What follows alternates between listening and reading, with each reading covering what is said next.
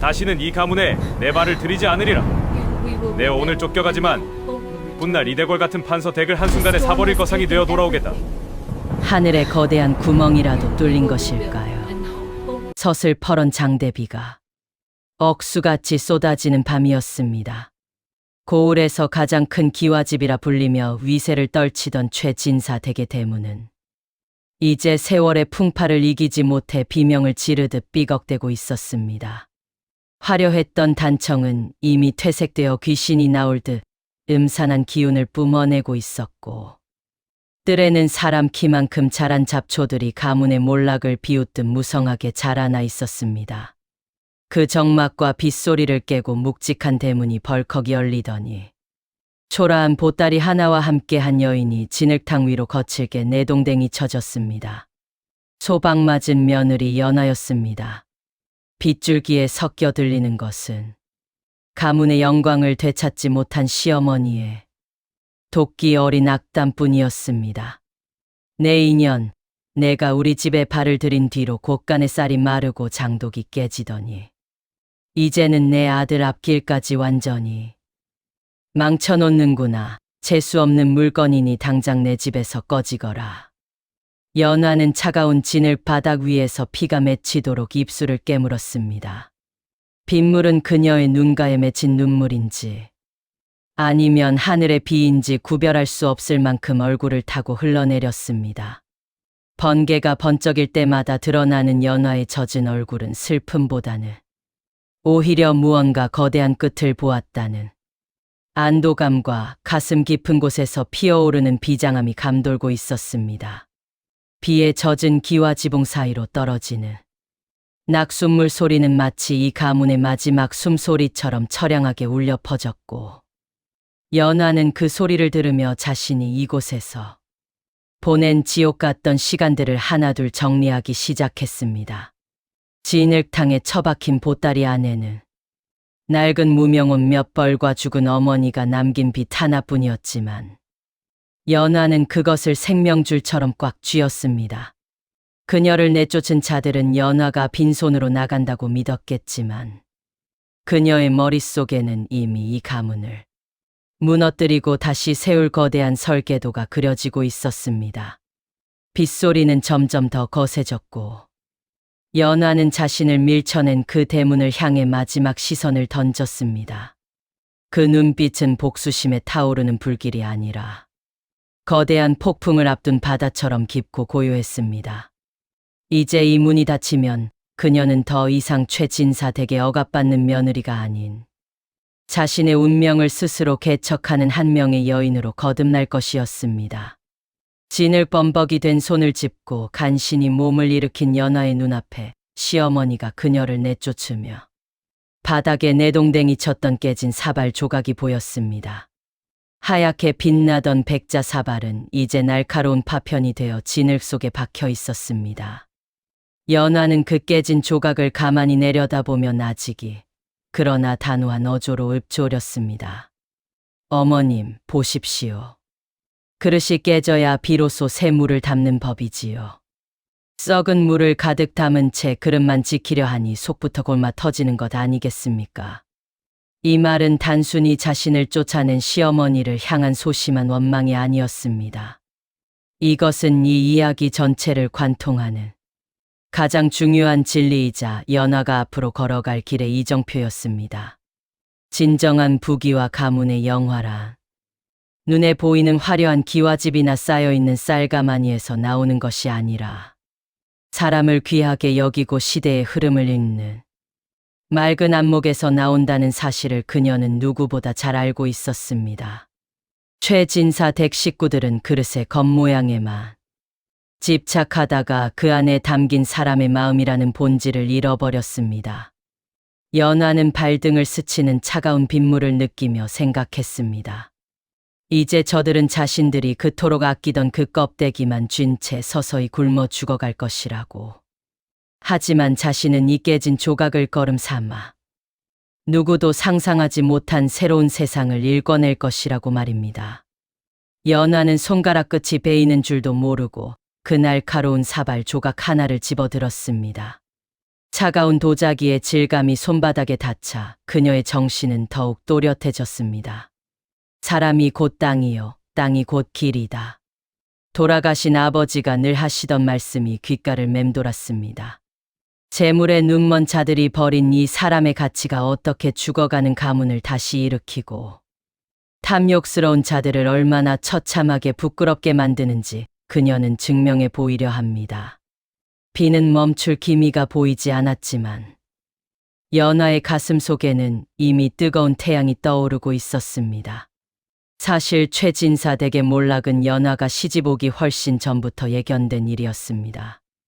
연하가 처음 이 집에 발을 들였을 때 대문간의 위세는 당당했으나 곳간의 열쇠를 쥔 시어머니의 마음은 이미 가난뱅이나 다름없었습니다.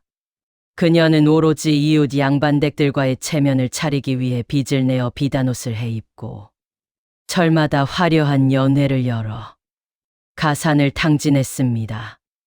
연하는 시집온 첫날부터 쉬지 않고 일했습니다. 거친 삼배옷을 입고 무릎이 닳도록 안방을 닦았으며 남몰래 바느질 일감을 얻어와 가문의 빚을 조금이라도 갚아보려 애썼습니다. 하지만 그녀의 헌신은 당연한 것으로 여겨졌고 시어머니는 오히려 며느리가 모아둔 엽전 몇 푼까지 빼앗아 자신의 놀이개를 사는 데 써버렸습니다. 설상가상으로 남편은 위험 있는 선비의 길을 걷기는커녕 해만 지면 투전판으로 달려가 가문의 마지막 자존심인 종같이 땅 문서까지 저당 잡히는 한심한 짓을 일삼았습니다. 연하는 가문을 살리기 위해 수없이 무릎을 꿇고 간청했습니다. 어머님, 지금은 화려한 비단을 살 때가 아니라 다가올 가뭄에 대비해 마을 우물을 정비하고 백성들의 민심을 살펴야 합니다. 그래야 가문이 대대로 이어집니다. 하지만 시어머니의 답변은 언제나 날카로운 호통뿐이었습니다. 어디 근본도 모르는 집안 출신이 우리 가문의 정사에 감히 입을 대느냐. 너는 그저 시키는 대로 밥이나 짓고 빨래나 하면 되는 존재다. 연하는 그때 알았습니다. 이 가문은 단순히 돈이 없는 것이 아니라 사람의 도리와 지혜가 메말라버린 사막과 같다는 것을요. 겉으로는 기와지붕이 번듯해 보여도 대들보는 이미 흰개미에게 다 파먹혀 손가락 하나만 대도 무너져 내릴 처지였던 것입니다. 연하는 이 답답한 집안에서 홀로 숨을 죽이며 살면서도 고을의 지도를 머릿속에 외우고 시장의 물가를 살피며 자신만의 힘을 기르고 있었습니다. 마침내 가문의 운명을 송두리째 뒤흔들 피바람이 불기 시작했습니다. 시어머니는 자신의 사치로 바닥난 곳간을 채우기 위해 집안 대대로 내려오던 마지막 가보인 옥비녀와 은가락지들을 몰래 내다 팔 계획을 세웠습니다. 하지만 그 사실이 문중 어른들에게 알려질까 두려웠던 노회한 시어머니는 세상에서 가장 다루기 쉬운 먹잇감인 며느리 연하에게 그 죄를 덮어씌우기로 결심했습니다. 깊은 밤 연하가 바느질 기름불 아래서 눈을 붙이던 찰나 안방에서 찢어지는 듯한 비명이 터져 나왔습니다.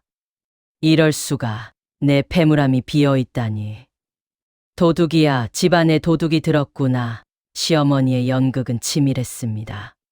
그녀는 미리 연하의 보따리 밑바닥에 깨진 비녀 조각 하나를 숨겨두었고 하인들을 대동해 연하의 방을 들이닥쳤습니다.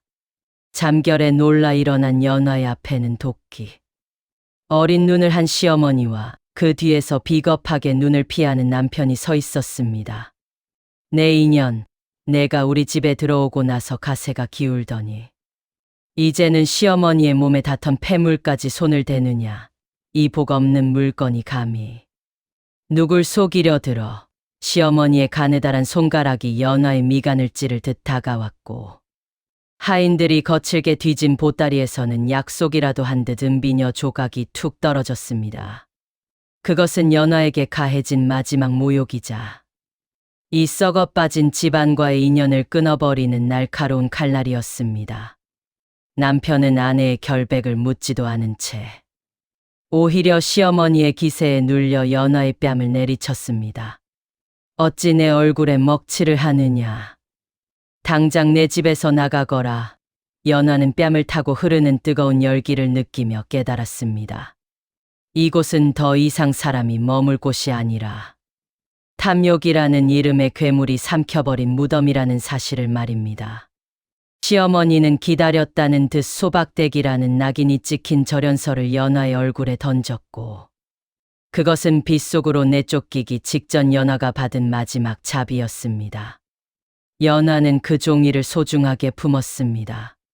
그것은 그녀에게 구속이 아니라 드디어 이 지옥 같은 굴레를 벗어나 자유로운 새가 될 수 있다는 허가증과 같았기 때문입니다. 시어머니의 비릿한 웃음소리가 귓가를 맴돌았지만 연화는 아무런 변명도 하지 않았습니다. 진실은 입으로 말하는 것이 아니라 결과로 증명하는 것임을 그녀는 누구보다 잘 알고 있었습니다. 어둠이 짙게 깔린 고을 어귀 연화는 비에 젖은 몸을 이끌고 차가운 강가 바닥에 앉았습니다. 손에 쥔 보따리는 가벼웠지만 가슴속에 들어찬 생각의 무게는 천근만 근과 같았습니다. 이제 나는 어디로 가야 하는가? 진정으로 돌아가 무릎을 꿇고 수치를 안길 것인가? 아니면 이대로 소리 없이 사라져 세상의 모진 풍파에 몸을 맡길 것인가? 강물은 검게 소용돌이치며 연화의 처지를 비웃는 듯 했습니다. 마을 사람들은 내일 아침이면 연화를 도둑질하다 쫓겨난 부정한 년이라 부르며 손가락질할 것이 뻔했습니다. 하지만 연화는 무너지지 않았습니다. 그녀는 젖은 저고리 소매를 걷어붙이고 차분하게 자신의 계획을 점검하기 시작했습니다.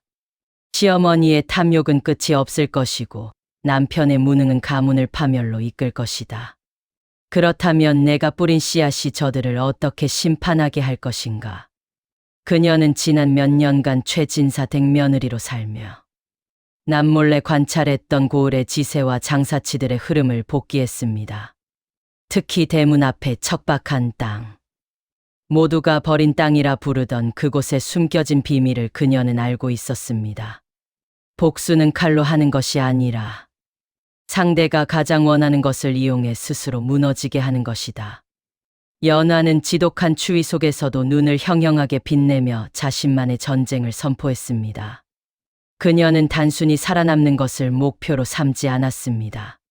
자신을 짓밟은 자들이 가장 비참한 순간에 자신을 우러러보게 만들겠다는 거대한 야심이 그녀의 심장을 다시 뛰게 했습니다.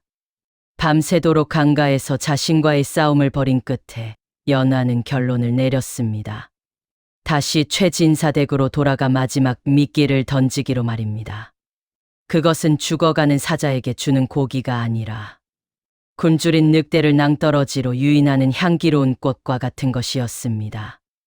날이 밝아오기 전 연화는 몸을 일으켜 다시 그 저주받은 대문을 향해 발걸음을 옮겼습니다. 그녀의 발걸음엔 더 이상 망설임이 없었습니다. 동이 트기 직전에 푸르스름한 새벽빛이 최진사 댁 담장을 넘어올 때 연화는 다시 그 대문 앞에 섰습니다. 그녀는 대문을 거세게 두드리는 대신 문틈 사이로 새어나오는 희미한 등불 아래 시어머니를 불러냈습니다. 시어머니는 쫓아낸 며느리가 다시 나타나자 질겁하며 욕설을 퍼부으려 했으나 연화의 눈빛에 담긴 기이한 광채와 목소리의 무게에 압도되어 입을 다물었습니다. 연화는 전보다 훨씬 낮고 은밀한, 마치 귀신이 속삭이는 듯한 목소리로 말했습니다. 어머님, 제가 이 집안의 밥을 먹은 정이 있어 마지막으로 천기를 누설하려 합니다. 보십시오. 이 대문 앞의 땅은 단순한 흙바닥이 아닙니다. 내일부터 이 땅을 파헤치고 뒤엎는 자들이 나타날 것인데 그들이 무엇을 하든 절대로 화를 내거나 막지 마십시오. 그것은 하늘이 이 몰락해가는 가문을 가엾게 여겨보내는 마지막 보물줄기이자 황금의 맥입니다. 시어머니는 그 말에 숨을 들이켰습니다. 평소 연화가 숫자에 밝고 영민하다는 것을 알았기에 며느리가 떠나면서 마지막으로 숨겨둔 보물창고를 알려준다고 철석같이 믿어버린 것입니다.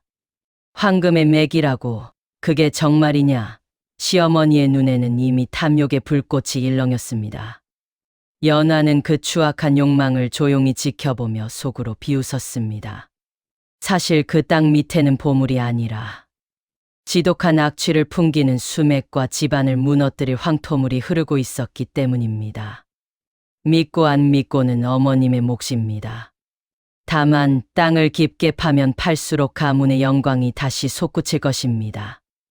연화는 그렇게 독이 든 성배를 건네고는 단 한 번의 뒤돌아봄도 없이 어둠 속으로 사라졌습니다.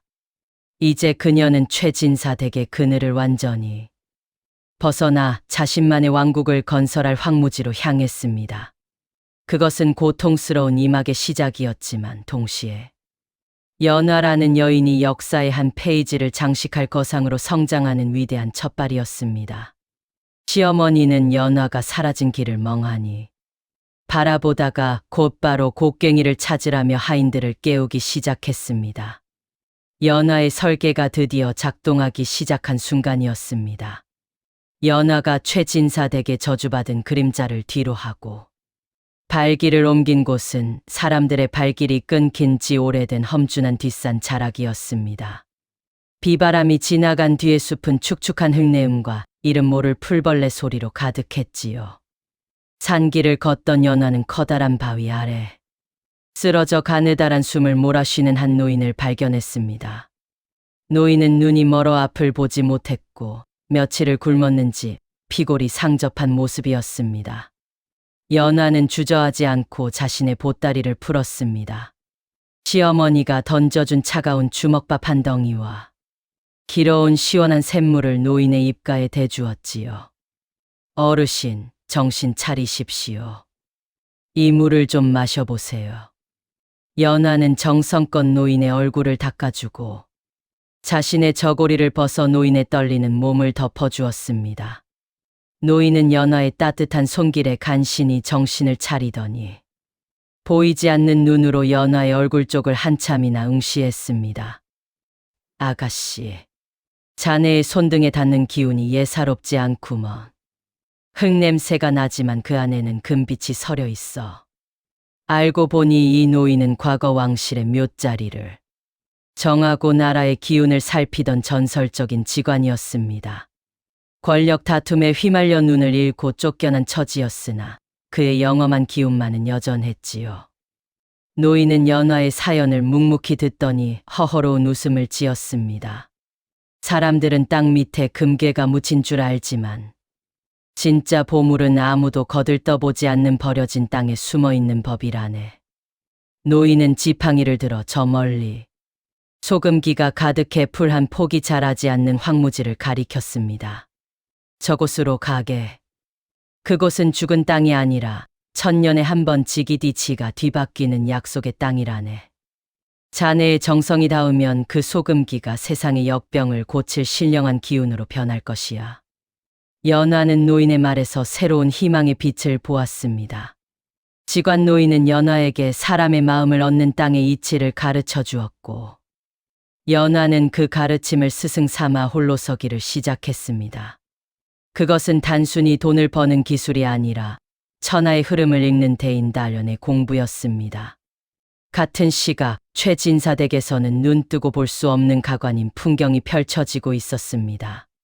시어머니는 연화가 남기고 간 황금맥이라는 말에 완전히 넋이 나갔습니다.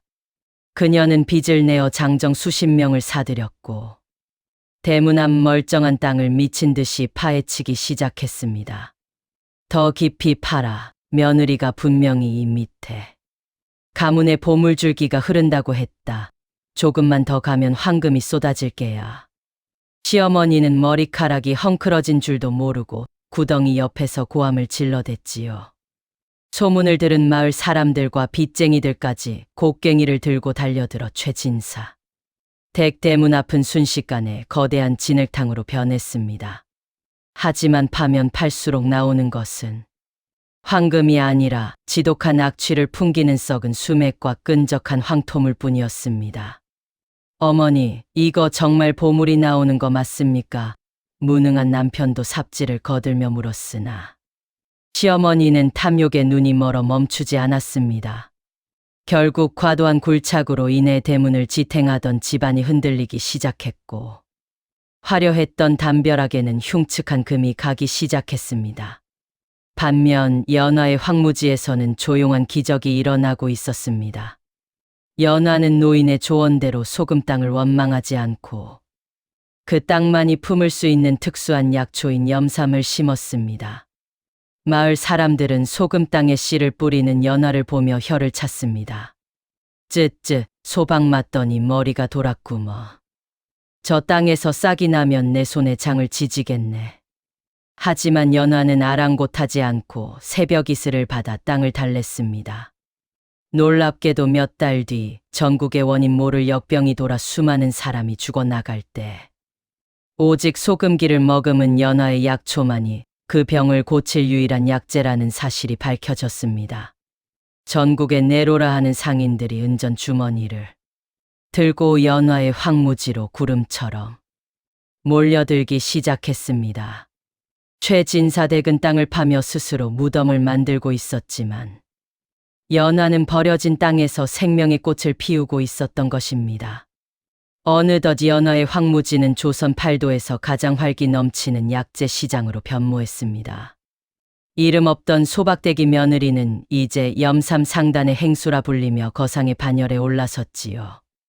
그녀가 거처하는 임시 거처 앞에는 약초를 단 한 뿌리라도 얻기 위해 줄을 서 고관대작들의 가마가 끝도 없이 이어졌습니다. 연화는 이제 낡은 무명옷 대신 스스로 벌어들인 은전으로 마련한 기품 있는 비단 한복을 입고 있었습니다. 그녀의 눈빛은 전보다 깊어졌고 목소리엔 수만 명의 목숨을 살리는 자의 무게가 실렸습니다. 시장 한복판에 우뚝 선 연화는 쏟아지는 금괴와 비단들을 보며 문득 자신이 쫓겨났던 그 빗속의 밤을 떠올렸습니다. 어머님, 이제야 제가 담으려던 샘물이 무엇인지 보이십니까? 연화는 막대한 불을 쌓았음에도 사치하지 않았습니다. 오히려 그 돈을 털어 굶주린 백성들을 위한 구휼소를 세우고 자신의 스승이 된 직관 노인을 극진히 모시며 다음 단계를 준비했습니다. 성공의 정점에 도달한 순간이었지만 연화는 직감적으로 알고 있었습니다. 탐욕스러운 최진사 댁과 부패한 관리들이 이 거대한 불을 가만히 보고만 있지 않을 것임을 말입니다. 최진사 댁 시어머니는 이제 대문 앞 구덩이에서 나온 썩은 물을 마시며 연화의 성공 소식에 피눈물을 흘리고 있었습니다. 그년이 내 보물을 훔쳐간 게 분명해. 내 땅에서 나올 복을 가로챈 것이야. 시어머니의 일그러진 얼굴 위로 새로운 음모의 그림자가 드리워졌습니다. 연화의 성공은 단순한 승리가 아니라 더 큰 폭풍을 불러일으키는 전조등과 같았습니다. 평화로운 약초밭 너머로 검은 구름이 몰려오고 있었으나 연화는 조용히 찻잔을 들며 다가올 파도를 맞이할 준비를 마쳤습니다. 연화의 약초밭이 황금알을 낳는 거위가 되었다는 소문은 삽시간에 한양 바다까지 퍼져나갔습니다. 소문이 커질수록 최진사 댁 시어머니의 속은 시커멓게 타들어갔지요. 매일 밤 대문 앞 구덩이에서 썩은 물만 퍼올리던 그녀는 결국 연화가 자신을 속였다는 사실을 깨닫고 광기에 휩싸였습니다. 내 보물을 훔쳐 달아난 도둑년이 감히 호의호식하다니. 그 재물은 원래 우리 가문의 맥에서 나온 것이니 마땅히 내 것이어야 한다. 시어머니는 마지막 남은 가산을 털어 고을의 탐욕스러운 사또에게 뇌물을 바쳤습니다. 사또 역시 연화의 약초 상단이 벌어들이는 막대한 은전에 눈독을 들이고 있던 터라 두 사람의 이해관계는 추악하게 맞물렸습니다. 사또나리 저 며느리는 우리 집안의 비방을 훔쳐 도망친 죄인입니다. 부인이 지아비 몰래 모은 재산은 법적으로도 시댁의 소유가 아니옵니까? 시어머니의 간교한 현올림의 사또는 수염을 만지며 음흉한 미소를 지었습니다. 허허, 삼강오륜이 무너졌구먼. 남편을 버리고 홀로 부를 누리는 것은 대역죄나 다름없지. 사또는 즉시 포졸들을 풀어 연화의 약초밭을 봉쇄하고 그녀가 그동안 정성껏 수확해둔 약재들을 몰수하라는 명을 내렸습니다. 평화롭던 약초 마을은 순식간에 칼날을 든 포졸들의 함성으로 가득 찼습니다. 연화의 상단 사람들은 저항했으나 관권의 서슬퍼런 칼날 앞에서는 무력했습니다. 연화는 자신의 피땀 어린 결실이 시어머니의 탐욕스러운 소나기로 넘어가는 것을 지켜보아야 했습니다. 시어머니는 가마를 타고 나타나 연화의 뺨을 다시 한번 내리치며 비웃었습니다. 내가 아무리 용을 써봤자 너는 우리 집안의 소유물일 뿐이다. 이 모든 재물은 이제 내 손안에 들어왔으니 너는 평생 감옥에서 썩게 될 게다. 연화는 묶인 채 끌려가면서도 시어머니의 일그러진 얼굴을 똑바로 응시했습니다. 그것은 패배자의 눈빛이 아니라 적의 파멸이 멀지 않았음을 확신하는 냉철한 관찰자의 눈빛이었습니다. 관아의 차가운 바닥에 무릎을 꿇은 연화의 주위에는 온통 적들뿐이었습니다. 사또는 높은 단상 위에서 호통을 쳤고 옆자리에는 승리감에 도취한 시어머니와 남편이 거드름을 피우며 앉아 있었습니다. 연화야, 내 죄를 내가 알렸다. 지아비의 허락 없이 가문을 이탈하고 출처를 알 수 없는 비방으로 백성들을 현혹하여 부당한 이득을 취했으니 이는 국법을 어지럽힌 중죄로다. 사또의 목소리가 법정을 울릴 때마다 구경하던 마을 사람들도 수군거렸습니다. 역시 여자가 갑자기 부자가 된 데는 다 이유가 있었구먼. 소방 맞고 독이 올라 남의 집안 비법을 훔쳤다니 정말 무서운 세상이야. 어제까지만 해도 연화에게 약초 한 뿌리를 청하며 굽신대던 상인들도 이제는 권력의 편에 서서 그녀를 비난하기 바빴습니다. 연화는 철저히 혼자가 되었습니다. 그녀가 믿었던 직관 노인마저 관아의 군사들에게 쫓겨 산속으로 몸을 숨긴 상태였지요. 사또는 연화에게 모든 재산권 포기 각서의 인을 찍으라고 윽박질렀습니다. 만약 거부한다면 고문 끝에 목숨을 내놓아야 할 판이었습니다. 시어머니는 연화의 귓가에 다가와 속삭였습니다. 이제 내가 가진 건 저 차가운 쇠사슬 뿐이다. 어서 도장을 찍고 꺼지거라. 그러면 목숨만은 살려주마. 연화의 손은 떨렸습니다. 하지만 그것은 공포 때문이 아니라 인간의 추악함이 어디까지 갈 수 있는지 목도한 자의 전율이었습니다. 그녀의 전 재산은 이미 압류되었고 평생 일궈온 명예는 진흙탕에 처박혔습니다. 그 누구도 그녀의 편이 되어주지 않는 인생의 가장 처절한 바닥에 내동댕이 쳐진 순간이었습니다. 연화는 눈을 감았습니다. 빗속에서 쫓겨나던 그날 밤보다 더 춥고 어두운 밤이 그녀의 영혼을 잠식해 들어왔습니다. 12. 차가운 옥사 바닥, 쥐가 들끓고 습기가 가득한 그곳에서 연화는 뜬 눈으로 밤을 지새웠습니다. 좁은 창틀 사이로 들어오는 희미한 달빛만이 그녀의 유일한 위로였습니다. 시어머니의 조롱과 사또의 위협, 마을 사람들의 변덕스러운 배신감이 가슴을 송곳처럼 찔렀습니다. 내가 무엇을 위해 이토록 애를 썼던가? 사람을 믿고 땅을 일군 결과가 정녕 이것뿐이란 말인가? 연화는 처음으로 자신의 지혜를 의심했습니다. 땅은 정직했지만 인간의 탐욕은 그 정직함을 뒤틀어버릴 만큼 강력했습니다. 그녀는 옥사 구석에 웅크리고 앉아 죽음을 생각했습니다. 지금 여기서 무너진다면 그녀는 영원히 도둑질한 소박대기로 역사에 기록될 것이었습니다. 하지만 그때 귓가에 직관 노인의 목소리가 들려오는 듯했습니다. 금이 묻힌 곳엔 반드시 어둠도 묻혀있는 법이라네. 그 어둠을 견디는 자만이 진짜 황금의 주인이 될 수 있지. 연화는 천천히 고개를 들었습니다. 그녀는 다시 한번 자신의 설계를 복기했습니다. 사실 그녀는 약초 상단을 운영하며 이미 이 상황을 대비한 장치를 마련해 두었지요. 탐욕스러운 자들은 눈앞의 은전 주머니만 보느라 그 밑에 깔린 거대한 덫을 보지 못했습니다. 그래, 그릇이 완전히 깨져야만 새로운 세상이 담기는 법이다. 저들이 나의 껍데기를 가졌다고 좋아할 때 나는 저들의 영혼을 무너뜨릴 패를 던지리라. 연화는 차가운 감옥 바닥에 손가락으로 무언가를 적어 내려갔습니다. 그것은 증오가 아니라 철저한 이치에 기반한 마지막 반격의 서막이었습니다. 그녀의 눈빛에서 절망의 그림자가 걷히고 다시금 형형한 지혜의 안광이 빛나기 시작했습니다. 가장 어두운 밤이 지나야 새벽이 오듯 연화의 영혼은 이 지옥 같은 밤을 지나며 더욱 단단한 강철로 거듭나고 있었습니다. 그녀는 내일 아침 자신을 맞이할 운명과 정면으로 마주할 준비를 마쳤습니다. 마침내 운명의 날이 밝았습니다. 관아 마당에는 연화의 모든 재산을 몰수하고 그녀를 멀리 유배 보내기 위한 최후의 판결을 보기 위해 구름대 같은 인파가 몰려들었습니다. 사또는 승리감에 취해 수염을 만지며 판결문을 읽어 내려가려 했고 시어머니와 남편은 이미 연화의 약초 상단에서 가져온 비단옷을 걸치고 거드름을 피우며 앉아 있었지요. 하지만 그들이 판결문의 첫 문장을 떼기도 전 관아 대문 너머에서 웅장한 말발구 소리와 함께 한 무리의 군사들이 들이닥쳤습니다. 그들 앞에는 사라졌던 직관 노인이 초라한 삼배옷 대신 서슬퍼런 위엄이 서린 암행어사의 관복을 입고 나타났습니다. 어사 출두야. 외마디 비명이 관아를 뒤흔들었고 사또와 시어머니의 얼굴은 순식간에 잿빛으로 변했습니다.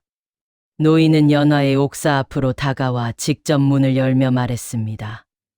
아가씨, 오래 기다리게 해서 미안하네. 자네가 심은 약초가 한양의 왕실과 백성들을 구했으니 이제 그 보답을 받을 차례가 아니겠는가.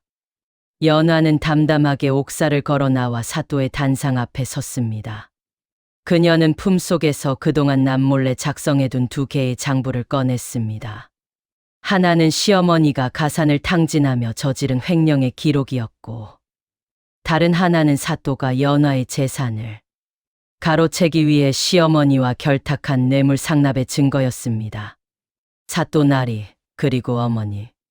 제가 대문 앞 땅을 파라고 했던 것은 보물을 찾으라는 뜻이 아니라 그 밑에 흐르는 썩은 수맥처럼 당신들의 추악한 탐욕이 수면 위로 드러나길 바랐기 때문입니다.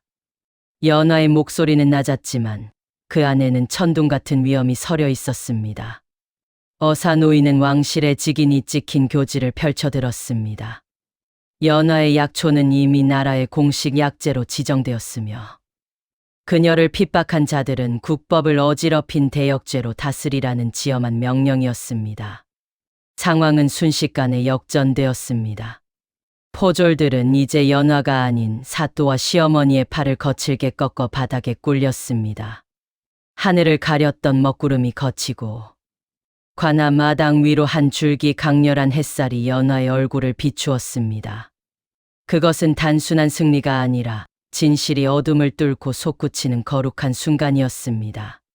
판결은 냉혹하고도 공정했습니다. 탐욕의 눈이 멀어 며느리를 도둑으로 몰고 국법을 어지럽힌 시어머니와 무능한 남편은 곤장 80대를 맞고 고을에서 영구히 추방되었습니다. 그들이 그토록 지키려 했던 최진사대. 기와집은 부당하게 취득한 재산으로 간주되어 몰수되었고 과도하게 땅을 파헤친 탓에 집안이 완전히 무너져 결국 폭삭 내려앉고 말았습니다. 화려했던 가문이 한 줌의 흙먼지로 돌아가는 순간이었지요. 반면 연화는 나라로부터 정경 부인의 준하는 명예로운 칭호를 하사받았고 그녀의 약초 상단은 조선에서 가장 거대한 상단으로 성장했습니다. 연화는 다시 찾은 자신의 재산을 개인의 영화를 위해 쓰지 않았습니다. 그녀는 무너진 최진사 댁 터를 사들여 그곳에 거대한 교육기관과 무료 약방을 세웠습니다. 집안의 영광은 담장의 높이에 있는 것이 아니라 그 문을 넘나드는 사람들의 웃음소리에 있는 법이다. 연화의 철학에 따라 고을은 다시 활기를 찾았고 굶주린 이들은 더 이상 끼니를 걱정하지 않게 되었습니다.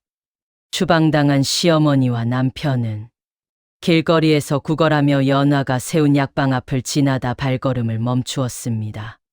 그들은 자신들이 내쫓았던 며느리가 고을의 성인설련으로 추앙받는 모습을 보며 피눈물을 흘렸지만 이미 엎질러진 물이었습니다. 연화는 그들에게 쌀 한 가마니와 따뜻한 옷 한 벌을 내어주며 마지막 자비를 베풀었습니다. 하지만 그녀는 단 한 번도 그들을 돌아보지 않았습니다. 이미 그녀의 시선은 과거의 원망이 아닌 더 넓은 세상을 향해 나아가고 있었기 때문입니다. 아기는 제풀에 쓰러지고 의인은 땅의 기운을 받아 우뚝 서는 권선징악의 완벽한 결말이었습니다. 고을 사람들은 이 기막힌 반전의 드라마를 보며 깨달았습니다. 사람을 버리는 자는 결국 하늘에게도 버림받는다는 준엄한 가르침을 말입니다. 어느덧 세월이 흘러 고을은 몰라보게 평화로운 풍경으로 변했습니다. 연화가 일궈낸 황무지는 이제 전국의 인재들이 모여드는 지혜의 전당이 되었고, 그녀가 심었던 약초들은 해마다 푸른 잎을 틔우며 백성들의 건강을 지키고 있었습니다. 해 저무는 저녁, 연화는 자신이 세운 배움터의 가장 높은 정자에 올라 고을 전체를 내려다보았습니다. 황금빛으로 물든 들판과 아이들의 글 읽는 소리, 그리고 따뜻한 밥 짓는 연기가 어우러진 그 풍경은 그녀가 꿈꾸던 진정한 가문의 부활이었습니다. 그녀는 손에 쥐고 있던 낡은 사발 조각을 보았습니다. 쫓겨나던 밤 진흙탕 속에서 주웠던 그 깨진 조각은 이제 닳고 닳아 둥근 조약돌처럼 매끄러워져 있었습니다. 연화는 그 조각을 정자 아래 흐르는 냇물에 가만히 던져 넣었습니다. 깨진 그릇이 새 물을 담았으니 이제 그 물이 강이 되어 흐르는구나. 그녀의 얼굴에는 그 어떤 풍파에도 흔들리지 않는 깊은 평온함이 서려 있었습니다. 노을은 그녀의 하얀 머리카락을 금빛으로 물들였고, 바람은 그녀가 남긴 지혜의 향기를 싣고 조선 팔도로 멀리 퍼져나갔습니다. 소박대기 며느리라는 굴레를 벗어던지고 스스로의 힘으로 운명의 주인이 된 여인 연화. 그녀의 이야기는 이제 단순한 야담이 아니라 고난을 이겨내고 일어선 모든 이들에게 전하는 희망의 노래가 되었습니다. 카메라는 점점 멀어지며 연화가 세운 마을 전체를 조망하고 서서히 어둠이 깔리지만 그 중심에서 빛나는 수많은 등불을 비추며 대단원의 막을 내립니다. 욕심은 땅을 파게 만들지만 지혜는 길을 내는 법이다. 이 마지막 메시지가 시청자들의 가슴 속에 묵직한 울림으로 남으며 영상은 끝이 납니다. 끝까지 시청해 주셔서 감사합니다. 구독과 좋아요, 댓글도 부탁합니다.